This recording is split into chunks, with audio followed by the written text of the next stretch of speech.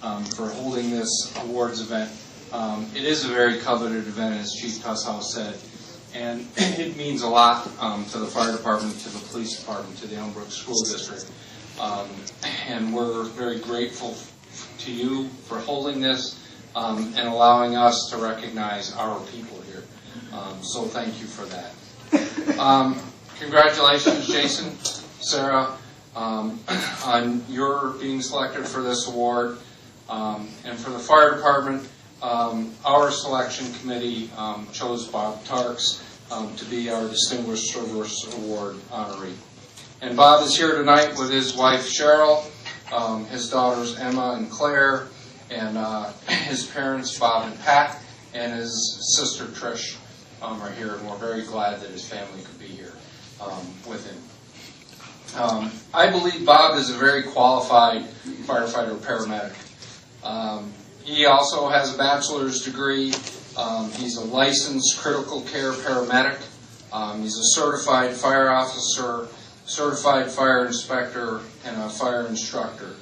And he also aspires to be a first-line supervisor, as he too is one of our relief lieutenants and fills that position on a fairly frequent basis.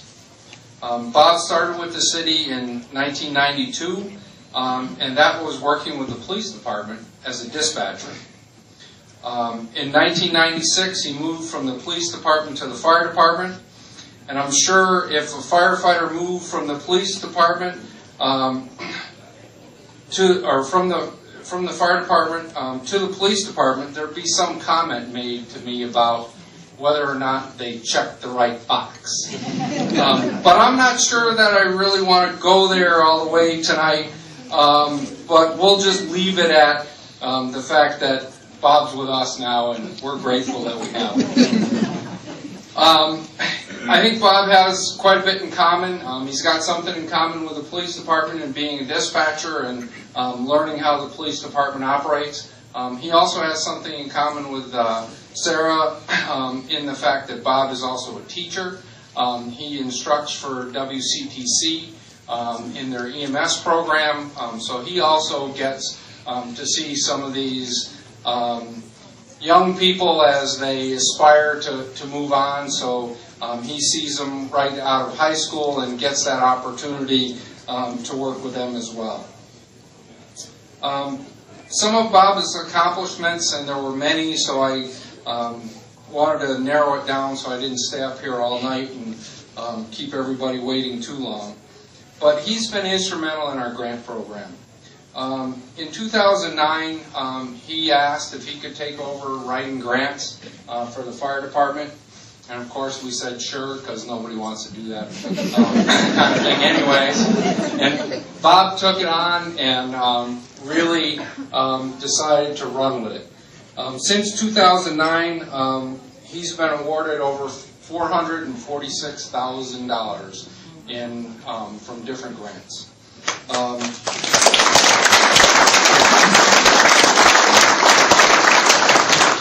Some of the things he was able to obtain, he was able to obtain new defibrillator monitors, so that's that box that the paramedics carry that can shock you. But it also can read your heart rhythm and tell them what they need to do to help you out. He got new self-contained breathing apparatus for us, so that's that tank we wear on our back and the face mask that we have that goes with it, so that we can go into those conditions where the environment or the air is not good for us. We're in the process right now of going through to select the new radio that we're going to have because of the fact that he was awarded $199,000 for radios for this year. And he also worked some other grant projects where for our Project CARE, which is Community Alert, Respond, and Educate, where we go out and try to educate the community on about a variety of different things to get some of those people USB bracelets so that they can keep their medical information available for both EMS and the hospital world. So those are the kinds of things that Bob has been able to do for the grant program. He was also selected by the Waukesha County Fire Protocols, which for the dispatch center is the group that helps provide guidance to the dispatch center, to be the person that they wanted to be on the implementation committee for the new CAD that they put in place.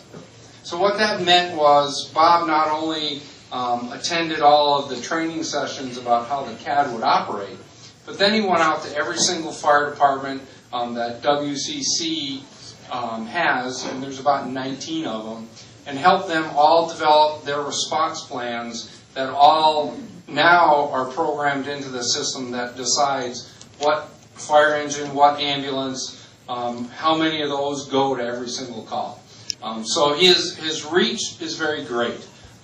His reach out throughout the county, very well respected by all of those agencies that asked him to come in and help them develop their plans. He's also a teacher for us. He teaches advanced cardiovascular life support, or what we call ACLS, pediatric advanced life support, or PALS, and CPR. So those are kind of the things that Bob does.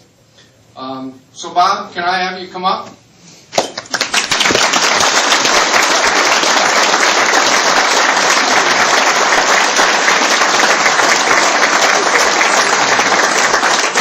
So I'd like to kind of close with that and just say that we're really proud of Bob.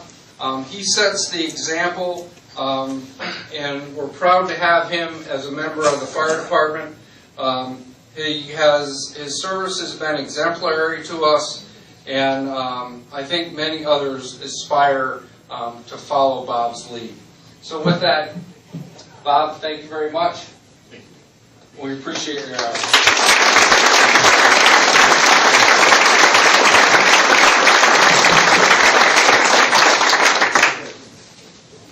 Where's my dispatch chair?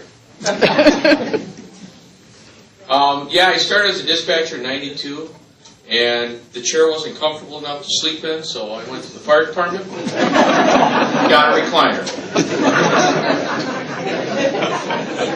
That whole check the right box, thanks Jeff for putting me in the right direction. Thank you to the Brookfield JCs for hosting this time-honored event. Congratulations to Jason, Sarah, on your awards. Thank you, Chief Meyer, for your introduction and kind words. Thank you, everyone, for being here tonight. I just want to recognize some people for being here, and Chief already alluded to them. First of all, my parents, Bob and Pat Tarps. My father was a volunteer firefighter for Butler for over 20 years, and my mother was a dispatcher long before 911 was even a number. My older sister, Trish, she followed in our father's footsteps and became a volunteer on the Village of Butler Fire Department. But furthermore, she went on to be the first female firefighter on City of Beloit.